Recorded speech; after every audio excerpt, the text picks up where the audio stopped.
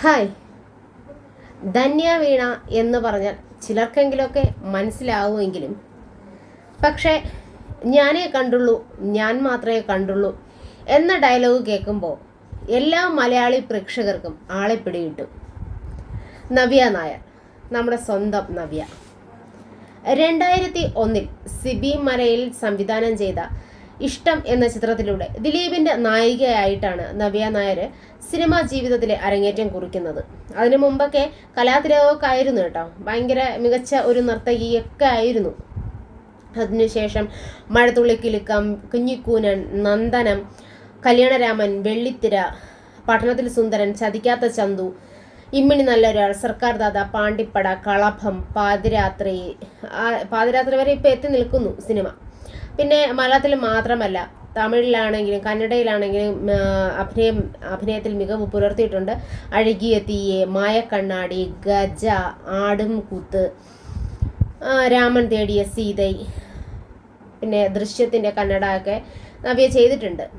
അപ്പോൾ സിനിമയിലൊക്കെ ഭയങ്കരമായിട്ട് കത്തി ജ്വലിച്ചുകൊണ്ടിരുന്ന സമയത്തായിരുന്നു നവ്യയുടെ കല്യാണമൊക്കെ കഴിഞ്ഞിട്ടുള്ളത്.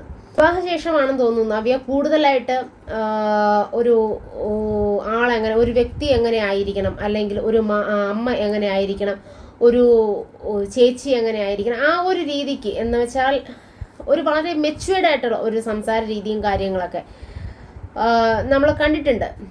ആദ്യമൊക്കെ TV ഷോയിൽ കൂടെയൊക്കെ കണ്ടിട്ടുണ്ട്. എനിക്ക് തോന്നുന്നു റിമി ടോമി ഇരുന്ന ഏതൊരു പ്രോഗ്രാമിലാണെന്ന് തോന്നുന്നു, എനിക്ക് പേര് ഓർമ്മ കിട്ടുന്നില്ല. അതാണ് മഴവിൽ മനോരമ എന്ന ചാനലിലാണെന്ന് തോന്നുന്നു ഒരു പ്രോഗ്രാം ഫസ്റ്റ് കാണുന്നത്. അതിനുശേഷം ഇൻ്റർവ്യൂസൊക്കെ ഒരുപാട് കണ്ടിട്ടുണ്ട്. കാണാൻ ഇഷ്ടമാണ്. നവ്യ പറയുന്ന പല കാര്യങ്ങളും നമുക്കൊരു ചിരി ഉണർത്തുന്നതും അതിലുപരി അത് നമുക്ക് ചിന്തിച്ചെടുക്കുമ്പോൾ അത് സത്യമാണല്ലോ എന്നൊരു രീതിക്ക് നമുക്കൊരു തിങ്ക് ചെയ്യാൻ പറ്റുന്ന കാര്യങ്ങളുമാണ് നവ്യ പറയുന്നത് തന്നെ. പലപ്പോഴും എനിക്ക് തോന്നിയിട്ടുണ്ട് സിനിമാ ഫീൽഡിൽ നിൽക്കുന്നവരൊക്കെ ഭയങ്കരമായിട്ട് നോളജ് ഉള്ളവരല്ല, അല്ലെങ്കിൽ അത്രയും ഞാൻ ഈ വിവരം ബോധമുള്ളത് അവരുടെ കുറച്ച് പറഞ്ഞൊന്നും വിചാരിക്കരുത്, അങ്ങനത്തെ അല്ല. അവരൊക്കെ സംസാരിക്കുമ്പോൾ ചിലപ്പോൾ സിനിമയിലൂടെ മാത്രമായിരിക്കും അവർ അധികമായിട്ട് സംസാരിക്കുന്നത്, അല്ലെങ്കിൽ മറ്റാരെങ്കിലും അല്ലെങ്കിൽ എന്തെങ്കിലും ഇൻ്റർവ്യൂസിലൊക്കെ വരുമ്പോൾ അവർക്ക് അധികം ഒന്നും സംസാരിക്കാനായിട്ട് ചിലപ്പോൾ ഒന്നും ഉണ്ടാവില്ല, അത്രയധികം സംസാരിക്കുന്ന ആൾക്കാരായില്ല അവർ. പക്ഷേ നവ്യ പറയുന്ന ഓരോ കാര്യങ്ങളും നമുക്ക് ഒരിക്കൽ കൂടെ തിങ്ക് ചെയ്യാൻ വേണ്ടി ഒരു പ്രചോദനം ആകാറുണ്ട്. പലപ്പോഴും നവ്യയുടെ ഇൻ്റർവ്യൂസൊക്കെ കണ്ടിട്ടുമുണ്ട്. അപ്പോൾ കഴിഞ്ഞ ദിവസം ഒരു ടീച്ചേഴ്സ് അവാർഡ് ഫംഗ്ഷന് നവ്യ സംസാരിച്ച ഒരു സ്പീച്ച് കാണാനിടയായി. വളരെ നല്ല രീതിയിലാണ് ഒരു ടീച്ചർ എങ്ങനെ ആയിരിക്കണം, അല്ലെങ്കിൽ ഇപ്പോഴത്തെ പിള്ളേരെ എന്താണ് പഠിപ്പിക്കേണ്ടത്, ആ ഒരു രീതിയിൽ, അല്ലെങ്കിൽ നവ്യയുടെ സ്കൂൾ ജീവിതം എങ്ങനെ ഉണ്ടായിരുന്നു, ആ ഒരു രീതിക്ക് നവ്യ പറഞ്ഞിരിക്കുന്നത്. അത് ഓരോരുത്തരും കാണേണ്ട ഒരു സ്പീച്ചാണ് കേട്ടോ. വളരെ നല്ല രീതിയിൽ നവ്യ പറഞ്ഞിട്ടുണ്ട്.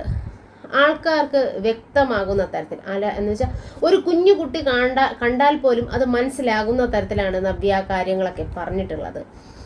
ഒരു പാരൻ്റ് എങ്ങനെയായിരിക്കണം, ഒരു ടീച്ചർ എങ്ങനെയായിരിക്കണം, അതിനെ പറ്റിയൊക്കെയും നവ്യ ഇപ്പോഴും പഠിച്ചുകൊണ്ടിരിക്കുന്നു എന്നാണ് പറയുന്നത്.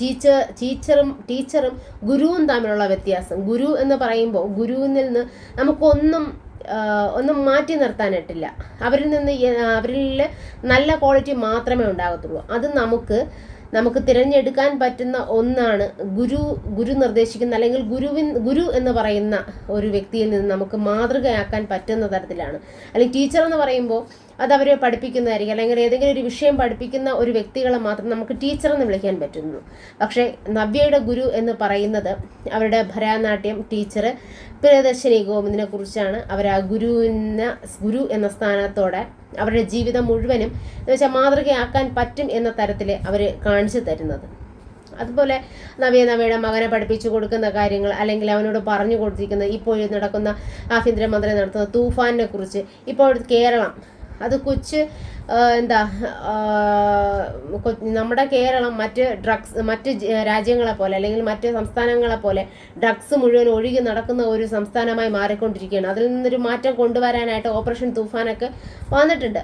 അപ്പം അതിനെപ്പറ്റിയൊക്കെ നവ്യ സംസാരിക്കുന്നുണ്ട്. നിങ്ങൾക്ക് അതൊന്ന് കണ്ടു നോക്കാം, സെർച്ച് ചെയ്താൽ മതി. ഞാനിവിടെ കുറച്ച് ഒന്ന് പ്ലേ ചെയ്യിക്കാം, ബാക്കി നിങ്ങൾ കണ്ടു നോക്കിയാൽ. തൂഫാനെ പറ്റിയിട്ട് എനിക്ക് വളരെ സന്തോഷം തോന്നിയ ഈ ഗവൺമെന്റിന്റെ ഒരു മൂവ്മെന്റ് ആണ് ഈ തൂഫാൻ എന്ന് പറയുന്ന മൂവ്മെന്റ്. ആ മൂവ്മെന്റ് വന്ന സമയത്ത് ഇന്ന് ഞാൻ കണ്ടു രമേശ് ചെന്നിത്തല അദ്ദേഹത്തിന്റെ മുൻപിൽ നിന്ന് ഒരു ചെറിയ കുഞ്ഞ് നല്ല കനകാംബീര്യത്തോടു കൂടി അവൻ ഈ തൂഫാനിനെ പറ്റിയിട്ടും സംസാരിക്കുന്നു. കുഞ്ഞു മനസ്സുകളുടെ ഉള്ളിലേക്ക് ഇത് വേണ്ട എന്നൊരു ചിന്തയ്ക്ക് കാരണമാവാൻ ഒരു മൂവ്മെന്റ് വലിയ ഒരു ഇന്റർവ്യൂല് വളരെയധികം എല്ലാവരും അവരുടെ ഒരു ഇന്റർവ്യൂ അറ്റൻഡ് ചെയ്യണം എന്ന് നമ്മൾ സിനിമയിലുള്ള പലരും ആഗ്രഹിക്കുന്ന ഒരു വലിയ ഇന്റർവ്യൂവറാണ്. ആ ഇന്റർവ്യൂവറിന്റെ ഒരു ചോദ്യമായിരുന്നു, നിങ്ങളൊക്കെ എന്ത് വലിച്ചിട്ടാണ് ഇത്തരം സിനിമകൾ ഉണ്ടാക്കുന്നതെന്ന്. It is an open question. So വലിച്ചാലേ സിനിമ ഉണ്ടാക്കാൻ പറ്റുള്ളൂ? Never, not like that. Artistry has nothing to do with whatever യുന്നതിനേക്കാൾ കൂടുതൽ ക്വാളിറ്റി ടൈം ഒരു കുട്ടി സ്പെൻഡ് ചെയ്യുന്നത് അവന്റെ സ്കൂളിലാണ്. ഇപ്പോഴുള്ള കുട്ടികളെ നമുക്ക് അടിച്ച് പഠിപ്പിക്കാനായിട്ട് പറ്റത്തില്ല. സ്കൂളിലൊക്കെ അടിച്ചു കഴിഞ്ഞാൽ തിരിച്ച് വന്ന് നമ്മളെ തല്ലുന്ന ഒരു കാലം ഉണ്ടായിരുന്നു. അവയെ പറഞ്ഞത് കൃത്യമായിട്ടും ശരിയായിട്ടുള്ള കാര്യമാണ്. സ്കൂളിൽ നിന്ന് അടി കിട്ടിയ നിന്നെ എന്തിന് ടീച്ചർ അടിച്ചു എന്ന് പറഞ്ഞു കിട്ടുക വീട്ടിൽ നിന്ന് നമുക്ക് നല്ല തല്ല് കിട്ടാറുണ്ട്. എനിക്ക് കിട്ടിയിട്ടുണ്ട്, നിങ്ങൾക്ക് കിട്ടിയിട്ടുണ്ടോ എന്ന് എനിക്കറിയില്ല, പക്ഷെ എനിക്ക് കിട്ടിയിട്ടുണ്ട്. കാരണം എൻ്റെ അമ്മ പണ്ട് സ്കൂളിൽ കൊണ്ടാക്കാനും വിളിക്കാനും വരുമായിരുന്നു. അപ്പോൾ അടി കിട്ടിയിട്ടുണ്ടെങ്കിൽ ഇന്ന് മോക്ക് അടി കിട്ടി എന്ന രീതിക്ക് പറയുമായിരുന്നു വീട്ടിൽ. ഇന്ന് എന്തിനാ ടീച്ചർ അടിച്ച്, അതെനിക്കിപ്പോൾ അറിയണം എന്ന് പറഞ്ഞിട്ട് അമ്മ ഒരു കമ്പ് അല്ലെങ്കിൽ ഒരു തവി, നമ്മുടെ തവി അതിൻ്റെ ബാക്ക് സൈഡ് ഉണ്ടല്ലോ, അത് വെച്ച് അടിക്കാൻ വേണ്ടി അത് പൊക്കി പിടിച്ചുകൊണ്ട് നിൽക്കുന്നുണ്ടായിരിക്കും. പക്ഷേ അതൊക്കെ ഒരു കാലം. പക്ഷെ ഇന്നത്തെ കുട്ടികൾ അങ്ങനെ അടിയൊന്നും കിട്ടാറില്ല. അത് ഫീൽ ചെയ്തിട്ടുണ്ട് എനിക്ക് പലപ്പോഴും. കാരണം ഇപ്പോൾ തെറ്റ് ചെയ്താൽ പോലും അടിക്കാത്ത ഒരു മാതാപിതാക്കളാണ് ഇപ്പോൾ ഉള്ളത്. എൻ്റെ മോളെ അടിക്കണ്ട, അല്ലെങ്കിൽ എൻ്റെ കൊച്ചിനെ അടിക്കണ്ട, മറ്റുള്ളവർ അടിക്കുന്നത് ഇഷ്ടമില്ല എന്നാൽ നമ്മളായിട്ട് അടിക്കത്തുമില്ല. ഇത് വളർന്ന് വലുതാകുമ്പോഴത്തേന് അവർക്ക് എന്തും ചെയ്യാനുള്ളൊരു തോന്നിവാസം, അല്ലെങ്കിൽ എന്തും പറയാമെന്നുള്ളൊരു തോന്നിവാസത്തിലേക്ക് പോയിക്കൊണ്ടിരിക്കും. മുമ്പൊക്കെ നമുക്ക് അടി കിട്ടുന്നത് തവി, ചൂല്, പിന്നെ എന്താ ഈ മടലില്ലേ, ഓലയുടെ ആ മടല് മടലൊക്കെ ഇവിടെ മുറിച്ചിട്ടിരിക്കും, തീ കത്തിക്കാനൊക്കെ ആയിട്ട് മുറിച്ചിട്ടിരിക്കും. അപ്പോൾ അതൊക്കെ ഇട്ട്, പിന്നെ തെങ്ങിൽ നിന്ന് വീഴുന്നൊരു ക്ലാഞ്ഞിൽ, അതൊക്കെ ഇട്ട് നമുക്ക് ഒരുപാട് അടിയൊക്കെ കിട്ടിയിട്ടുണ്ട്. ഇന്നത്തെ പിള്ളേർക്ക് അങ്ങനെ അടിയോ ഒന്നും കിട്ടാറില്ല. അപ്പോൾ നബിയെ പറഞ്ഞൊരു കാര്യം എന്ന് പറഞ്ഞാൽ, അന്ന് പിള്ളേർക്ക് സ്കൂളിൽ അടി കിട്ടും, പക്ഷേ വീട്ടിൽ വന്നാലും അമ്മയുടെ കയ്യിൽ നിന്നും അടി കിട്ടും. പക്ഷേ ഇന്നത്തെ കാലത്ത് കുട്ടികളെ അടിച്ചു കഴിഞ്ഞാൽ ടീച്ചർമാരെ തിരിച്ചടിക്കുന്ന ഒരു കാലമാണ്. എന്നുവെച്ചാൽ അത്രയധികം ലോകം മാറിക്കഴിഞ്ഞു, ഈ ഇവിടുത്തെ രീതികൾ മാറിക്കഴിഞ്ഞു. കുട്ടികളെ ഇപ്പോൾ അടിക്കാൻ പാടില്ല, ട്യൂഷന് വിടുകയാണെങ്കിലും അടിക്കാൻ പാടില്ല എന്നൊരു നിയമമാണ്. കാരണം ഒരുപാട് കുട്ടികൾ പണ്ടൊക്കെ നമുക്ക് എന്തുമാത്രം അടി കിട്ടിയിട്ടുണ്ട് ടീച്ചേഴ്സ് പഠിപ്പിക്കുന്ന സമയത്ത്. ആദ്യമൊക്കെ നമുക്ക് ഈ ഭാഗത്തായിരിക്കും നമുക്ക് അടി കിട്ടുക, പിന്നെ നമുക്ക് തിരിച്ച് കിട്ടിയിട്ടുണ്ട്. ഇല്ല എന്ന് വെച്ചാൽ നമ്മളെ പഠിപ്പിക്കുന്ന ഓരോ സാറുമാരും അവരിവിടെ തിരിച്ചു പിടിക്കും, ഇങ്ങനെയൊക്കെ വെച്ച് അടിയിട്ടിട്ടുണ്ട്. ഇങ്ങനെ കിട്ടുമ്പോഴത്തേക്ക് അത് സഹിക്കാൻ പറ്റാത്ത, ഇവരുടെ കിട്ടുന്നതിനേക്കാളും ഭയങ്കര വേദനയാണ് ഈ ഭാഗത്ത് കിട്ടുമ്പോൾ. നല്ല പച്ച കളറിൽ അത് കിടക്കും, പച്ചയും ഒരു കരിമ്പച്ച ആ കളറിലായിരിക്കും ഇവിടെ അടി കിട്ടുമ്പോൾ കിടക്കുന്നത്. പക്ഷേ ഇന്നത്തെ കാലത്ത് കുട്ടികൾക്ക് അത് താങ്ങാൻ പറ്റാത്തൊരു സ്ഥിതിയാണ്. എന്ന് വെച്ചാൽ ഒരു അധ്യാപകനൊന്ന് അടിച്ചു കഴിഞ്ഞാൽ, അല്ലെങ്കിൽ നമ്മുടെ നല്ലതിന് വേണ്ടിയാണ് അടിക്കുന്നത്, അങ്ങനെ ഒരു ചിന്തയൊന്നും അവർക്ക് വരത്തില്ല.